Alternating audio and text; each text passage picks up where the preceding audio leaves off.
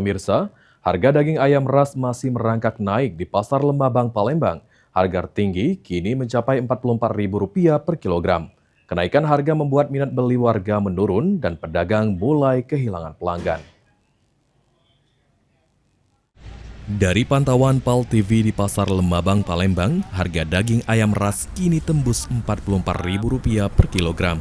Dibandingkan 2 pekan lalu, harga masih Rp38.000 per kilogram. Kenaikan harga membuat pedagang terpaksa mengurangi stok hingga 50% dari biasanya. Untuk menghabiskan stok, pedagang terpaksa menurunkan harga menjadi Rp42.000 per kilogram. Minat beli warga ikut menurun. Pembeli kini hanya membeli setengah dari jumlah biasanya. Kalau bisa solusinya harga turun, ya, solusinya turun murah, ya harga terlalu tinggi sudah.